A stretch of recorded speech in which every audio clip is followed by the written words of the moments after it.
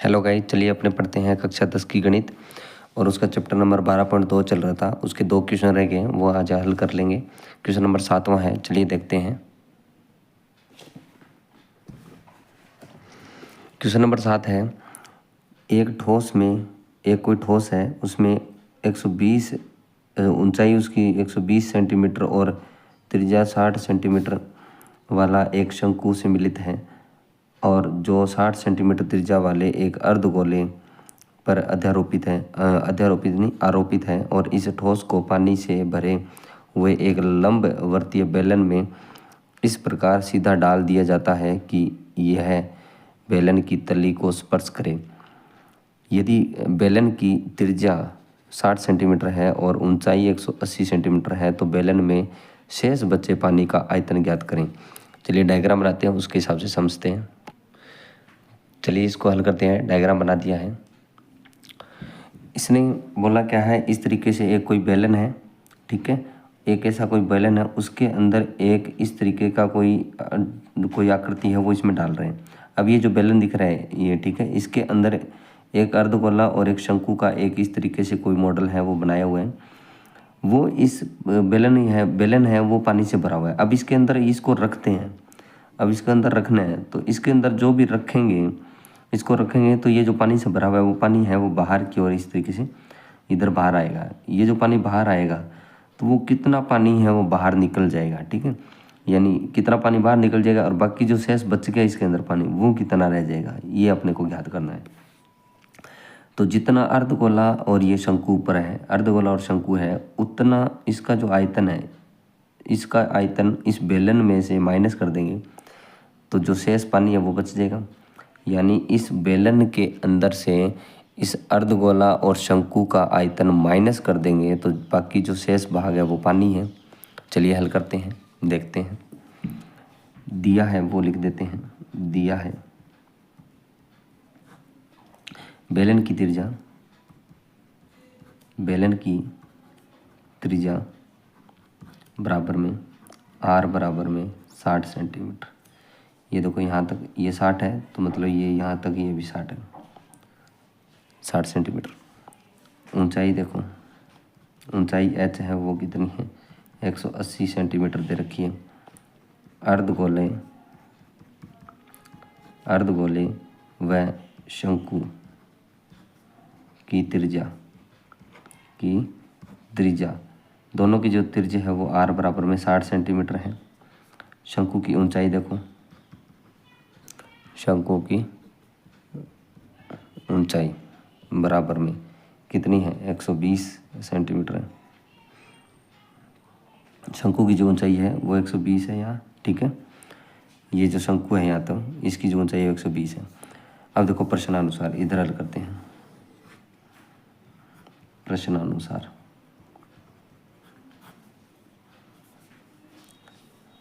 शेष पानी का आयतन, शेष पानी का आयतन चलिए कैसे ज्ञात करेंगे। एक पूरा बेलन है, ये जो पूरा बेलन, इसमें से अर्धगोला और शंकु का माइनस करना है। बेलन का आयतन माइनस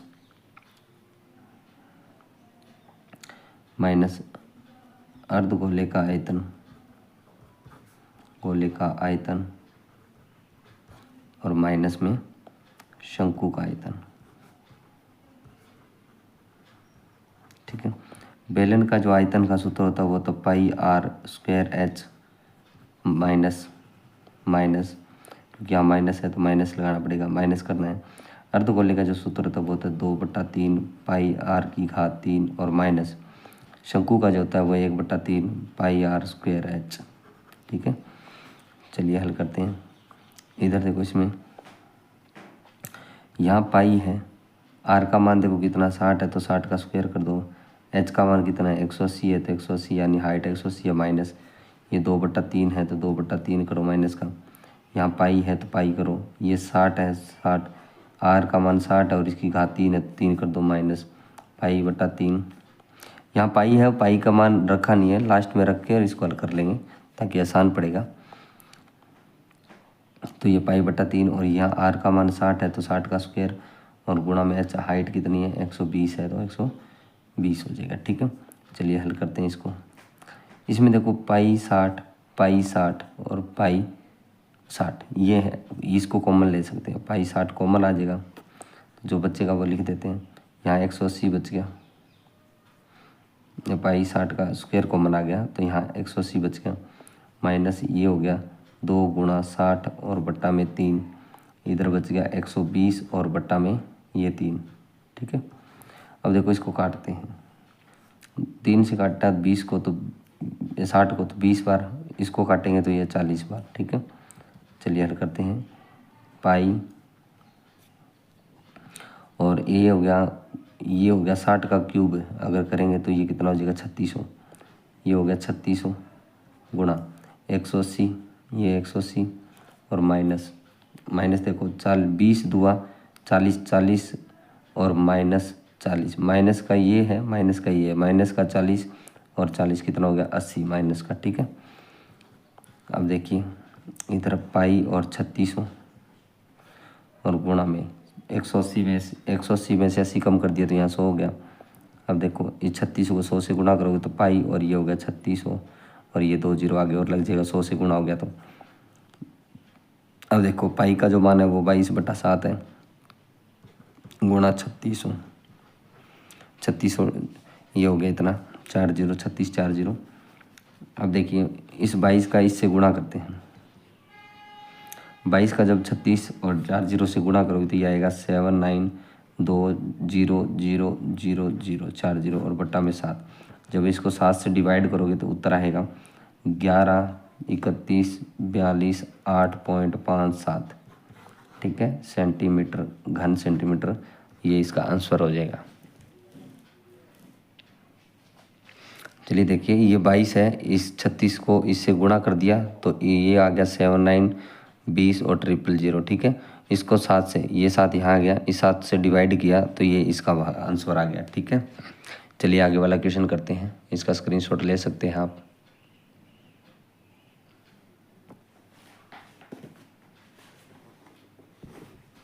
क्वेश्चन नंबर 8 है, वो क्या कह रहे हैं, एक गोलाकार कांच के बर्तन की एक बेलन के आकार की गर्दन है, यानी कोई गोलाकार आकृति है उसकी गर्दन कैसी है, बेलन के आकार की गर्दन है, जिसकी लंबाई है वो 8 सेंटीमीटर है और व्यास इसका 2 सेंटीमीटर है, जबकि गोलाकार आकृति का व्यास गोलाकार आकृति उसका क्या है व्यास है वो 8.5 सेंटीमीटर है और इसमें भरे जा सकने वाले पानी की मात्रा माप कर एक बच्चे ने यह ज्ञात किया कि बर्तन का आयतन है वो 345 सेंटीमीटर क्यूब है।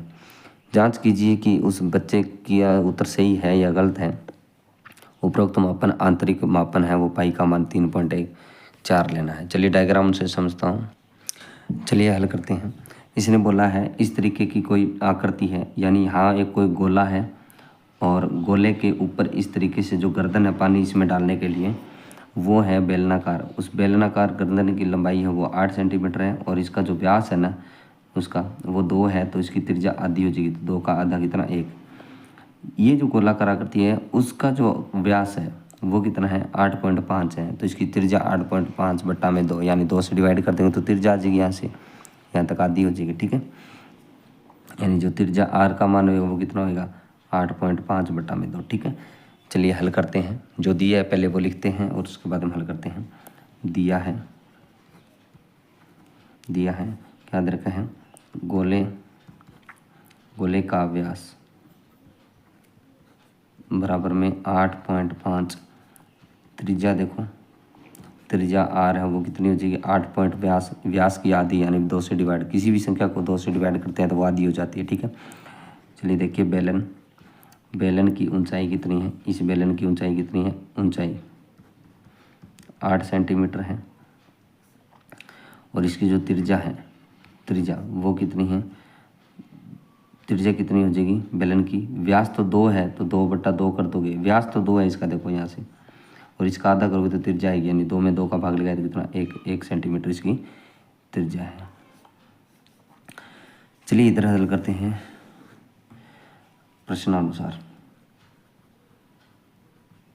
प्रश्नानुसार क्या लिखोगे, बर्तन का आयतन कैसे ज्ञात करोगे? ये जो बर्तन है, एक तो गोला हो गया और एक हो गया इसका बेलन, तो गोले का आयतन प्लस इस बेलन का आयतन तो कंप्लीट रूप से आ जाएगा। ठीक है,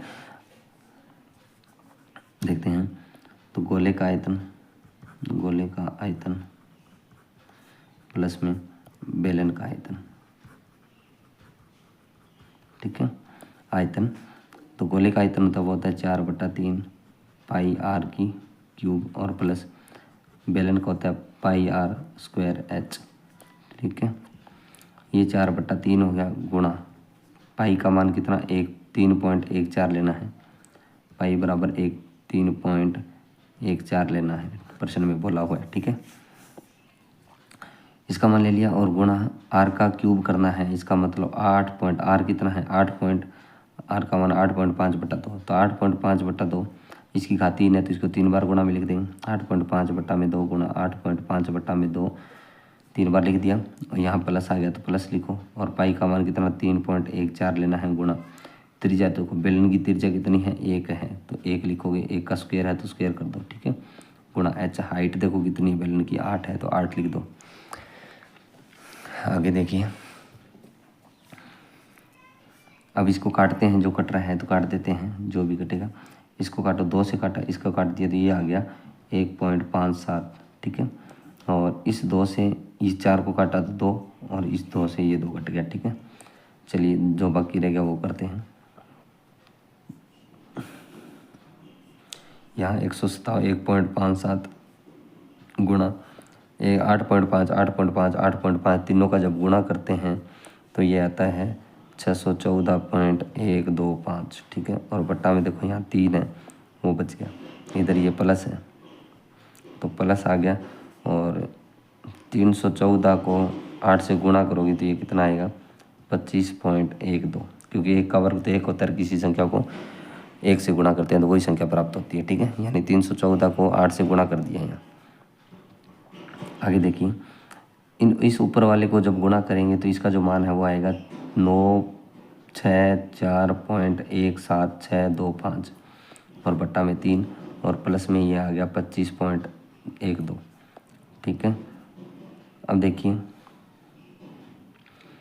इस पूरी संख्या को 964.17625 को जब डिवाइड करोगे इस 3 से तो इसका जो मान है वो है 321.39 आएगा। ठीक है, और प्लस में इधर बच गया 25.2, क्योंकि इसका मान तो आगे और बहुत सारा आएगा, आप काफ़ी आएगा आगे लोग, लेकिन हमें इधर देखो पॉइंट के बाद 2 अंक है तो इधर भी अपनों ने इसका डिवाइड किया तो पॉइंट के बाद में 2 ही अंक लिए हैं। ठीक है, अब इन दोनों को जोड़ेंगे तो इसका जो आंसर है वो आएगा 34.51 सेंटीमीटर घन सेंटीमीटर, ये इसका आंसर हो जाएगा। ठीक है, अब इसमें एक प्रश्न और उठाया था, इसने बोला जो बच्चा था ना उसने पहले इसका आयतन है वो ज्ञात कर रखा था। ठीक है, और उसने बोला था इसका जो आयतन है वो कितना आता है 345। बच्चे का आंसर उत्तर आया था वो 345 आया था सेंटीमीटर घन सेंटीमीटर। तो अब इसने बोला क्या वो बच्चा सही था क्या, उसने 345 निकाला, आया कितना है 340, तो अतः करके क्या लिखोगे बच्चे का उत्तर गलत था। बच्चे का उत्तर यहाँ देखो उसका बच्चे का उत्तर है वो 345 घन सेंटीमीटर आया था, घन सेंटीमीटर क्यूब आया था, और तो अतः करके क्या लिखोगे बच्चे का उत्तर है वो क्या है गलत है क्योंकि 346.51 आना है। पॉइंट के बाद में अगर ऊपर नीचे होता है तो कोई दिक्कत नहीं है, लेकिन पॉइंट से पहले संख्या है वो नहीं होनी चाहिए। अगर 46 आया तो उत्तर गलत है उसका। ठीक है, ये अपना आंसर हो गया। चलिए इसी के साथ ये 12.2 प्रश्नावली कंप्लीट होती है। और वीडियो कैसा लगा कमेंट बॉक्स में ज़रूर बताएं और अपने दोस्तों के साथ शेयर करें। धन्यवाद।